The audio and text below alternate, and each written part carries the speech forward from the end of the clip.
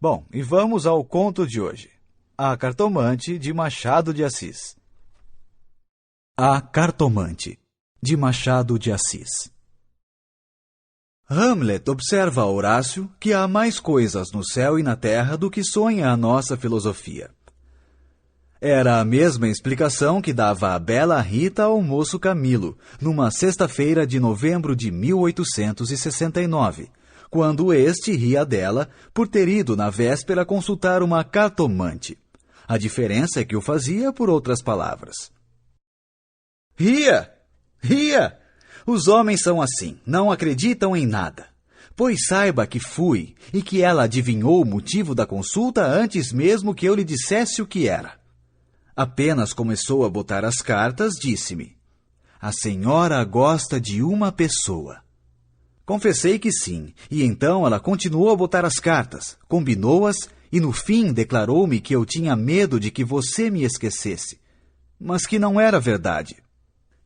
Errou! Interrompeu Camilo rindo. Não diga isso, Camilo. Se você soubesse como eu tenho andado por sua causa. Você sabe, já lhe disse. Não ria de mim, não ria.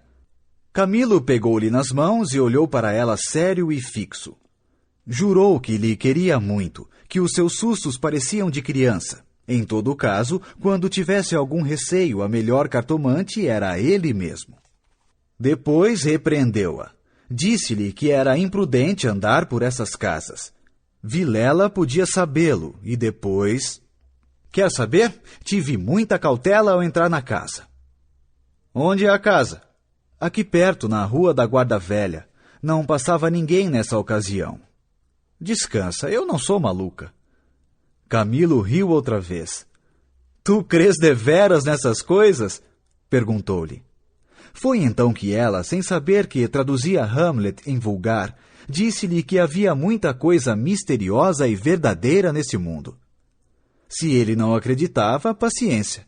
Mas o certo é que a cartomante adivinhara tudo. Que mais? A prova é que ela agora estava tranquila e satisfeita. Cuido que ele ia falar, mas reprimiu-se. Não queria arrancar-lhe as ilusões. Também ele, em criança e ainda depois, foi supersticioso. Teve um arsenal inteiro de crendices que a mãe lhe incutiu e que aos 20 anos desapareceram. No dia em que deixou cair toda essa vegetação parasita e ficou só o tronco da religião, ele, como tivesse recebido da mãe ambos os ensinos, envolveu-os na mesma dúvida e logo depois em uma só negação total. Camilo não acreditava em nada. Por quê?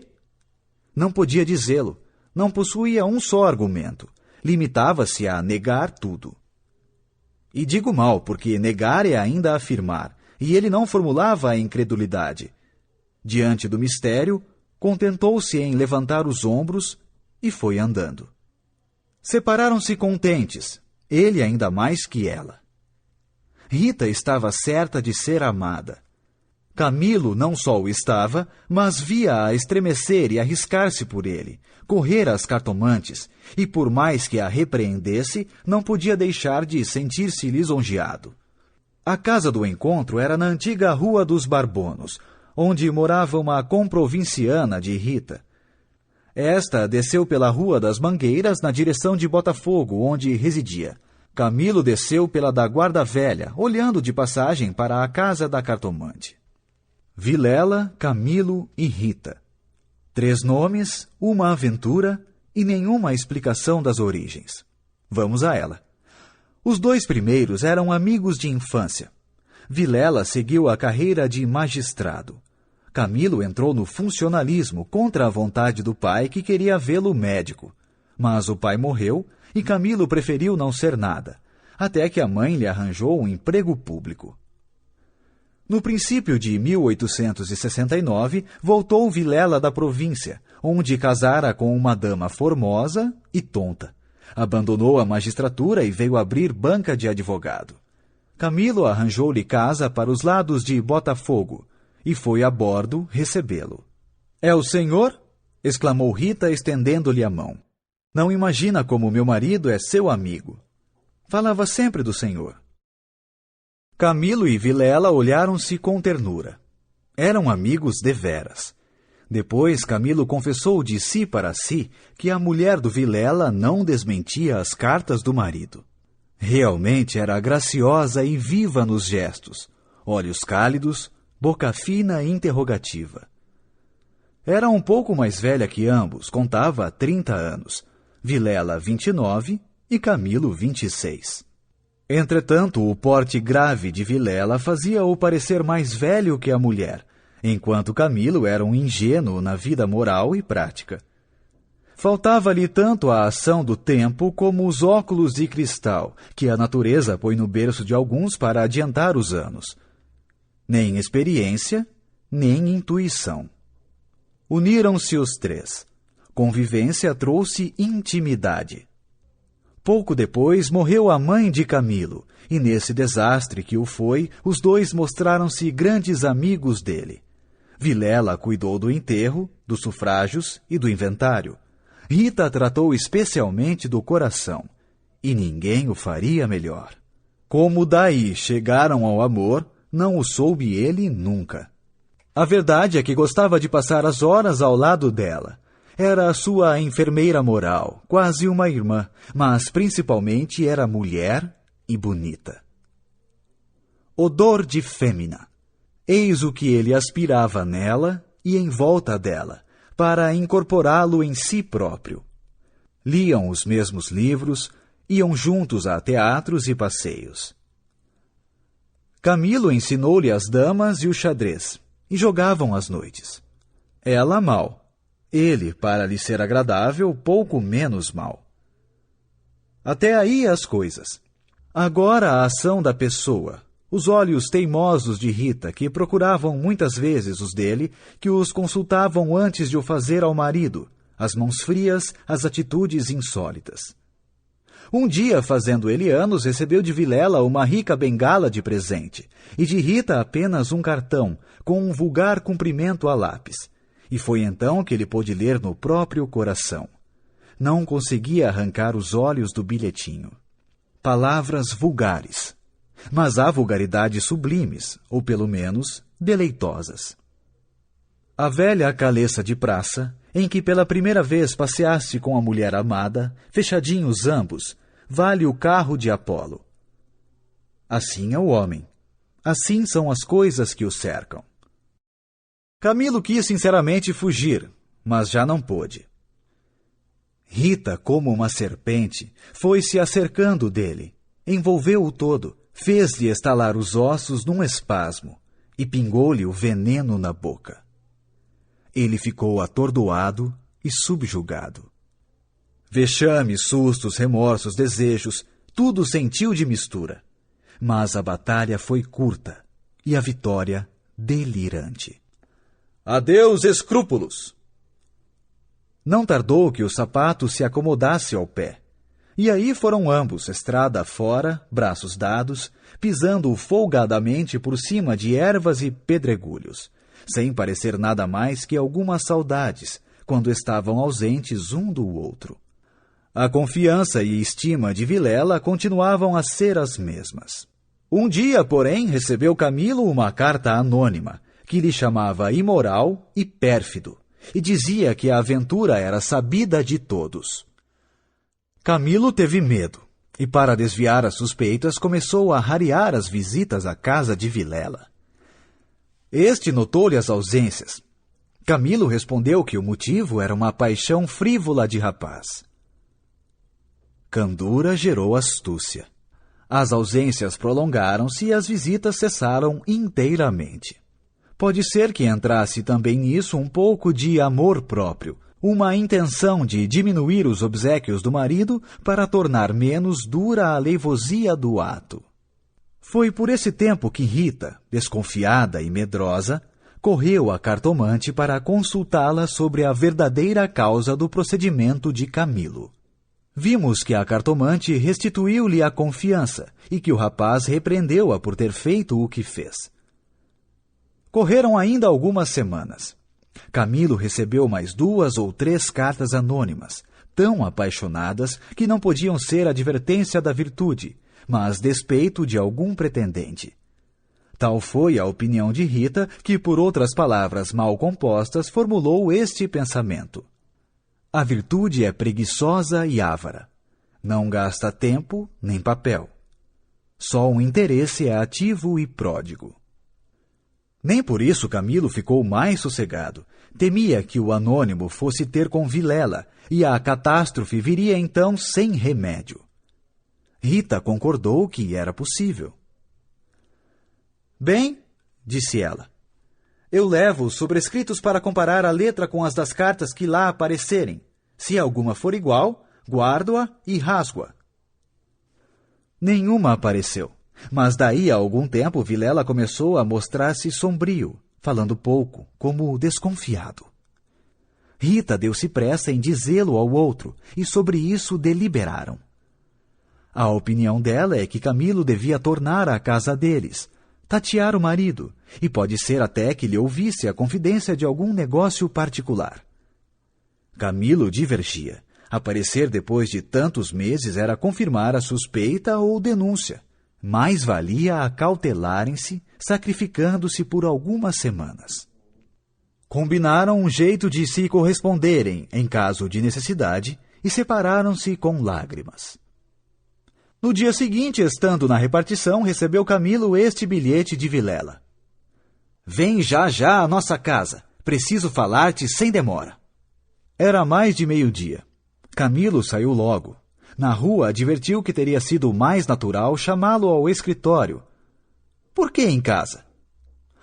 Tudo indicava matéria especial, e a letra, fosse realidade ou ilusão, afigurou-se-lhe trêmula. Ele combinou todas essas coisas com a notícia da véspera. Vem já à nossa casa. Preciso falar-te sem demora. Repetia ele com os olhos no papel. Imaginariamente viu a ponta da orelha de um drama. Rita subjugada e lacrimosa. Vilela indignado, pegando da pena e escrevendo o bilhete, certo de que ele acudiria, e esperando-o para matá-lo. Camilo estremeceu. Tinha medo. Depois, sorriu amarelo, e, em todo caso, repugnava-lhe a ideia de recuar. E foi andando. De caminho, lembrou-se de ir à casa. Podia achar algum recado de Rita que lhe explicasse tudo. Não achou nada nem ninguém. Voltou à rua e a ideia de estarem descobertos parecia-lhe cada vez mais verossímil. Era natural uma denúncia anônima, até da própria pessoa que o ameaçara antes. Podia ser que Vilela conhecesse agora tudo. A mesma suspensão das suas visitas, sem motivo aparente, apenas com um pretexto fútil, viria a confirmar o resto. Camilo ia andando inquieto e nervoso. Não relia o bilhete, mas as palavras estavam decoradas diante dos olhos, fixas. Ou então, o que era ainda pior, eram-lhe murmuradas ao ouvido, com a própria voz de Vilela. Vem já à nossa casa. Preciso falar-te sem demora. Ditas assim pela voz do outro, tinham um tom de mistério e ameaça. Vem já para quê? Era perto de 1h da tarde. A comoção crescia de minuto a minuto. Tanto imaginou o que se iria passar que chegou a crê-lo e vê-lo. Positivamente tinha medo.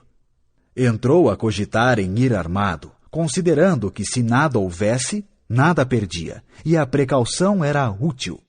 Logo depois rejeitava a ideia vexado de si mesmo e seguia picando o passo na direção do Largo da Carioca, para entrar num tilbury. Chegou, entrou e mandou seguir a trote largo.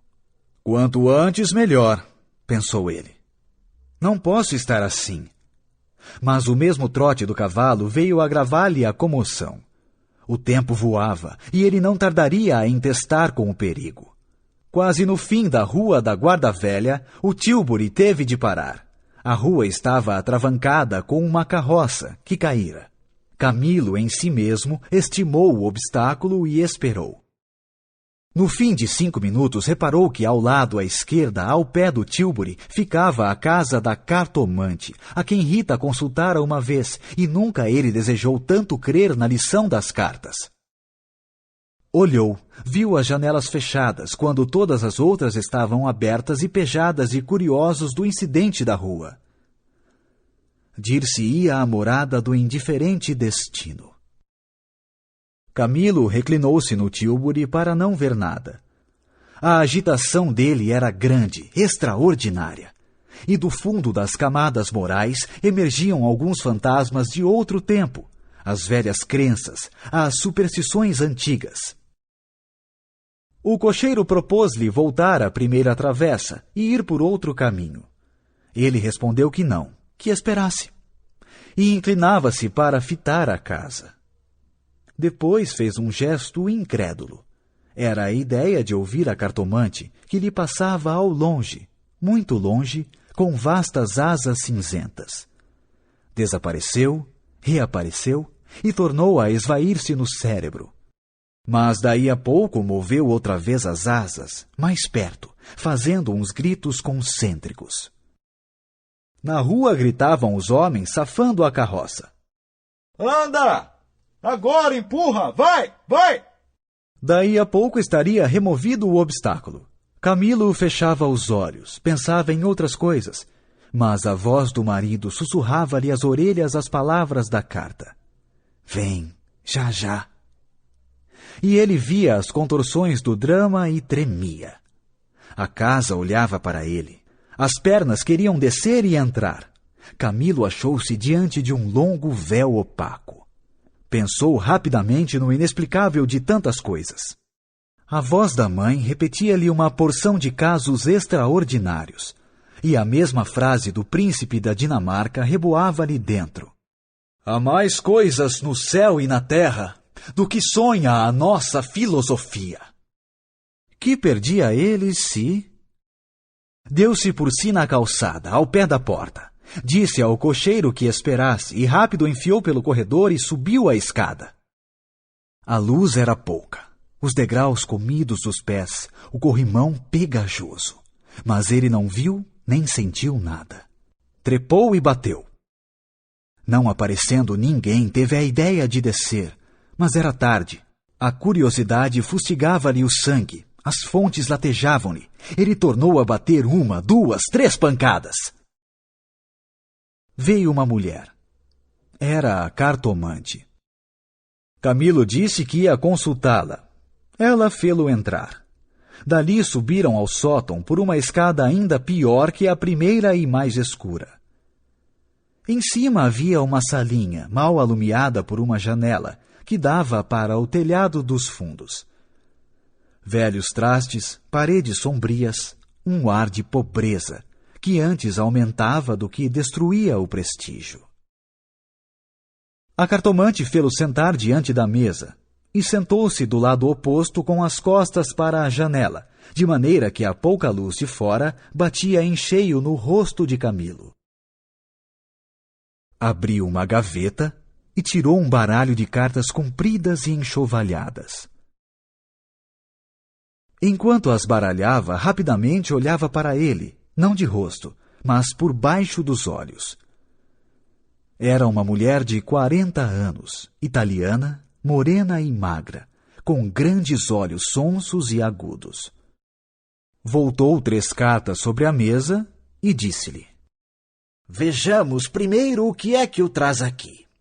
O senhor tem um grande susto? Camilo, maravilhado, fez um gesto afirmativo. E quer saber, continuou ela, se lhes acontecerá alguma coisa ou não. A mim e a ela, explicou vivamente ele. A cartomante não sorriu. Disse-lhe só que esperasse. Rápido pegou outra vez das cartas e baralhou-as com os longos dedos finos de unhas descuradas. Baralhou-as bem, transpôs os maços 1, 2, 3 vezes. Depois começou a estendê-las. Camilo tinha os olhos nela, curioso e ansioso. As cartas dizem-me. Camilo inclinou-se para beber uma a uma as palavras. Então ela declarou-lhe que não tivesse medo de nada. Nada aconteceria nem a um nem a outro. Ele, o terceiro, ignorava tudo. Não obstante, era indispensável muita cautela. Ferviam invejas e despeitos.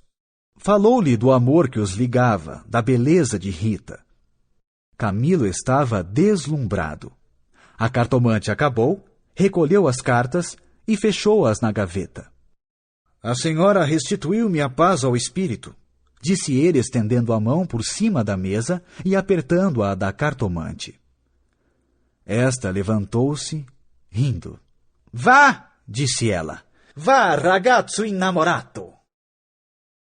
E de pé com o dedo indicador, tocou-lhe na testa. Camilo estremeceu, como se fosse a mão da própria profetisa, e levantou-se também. A cartomante foi à cômoda, sobre a qual estava um prato com passas. Tirou um cacho destas. Começou a despencá-las e comê-las, mostrando 2 fileiras de dentes que desmentiam as unhas. Nesta mesma ação comum, a mulher tinha um ar particular. Camilo, ansioso por sair, não sabia como pagasse. Ignorava o preço. Passas custam dinheiro, disse ele afinal, tirando a carteira. Quantas quer mandar buscar? Pergunte ao seu coração, respondeu ela. Camilo tirou uma nota de 10.000 réis e deu-lhe. Os olhos da cartomante fuzilaram.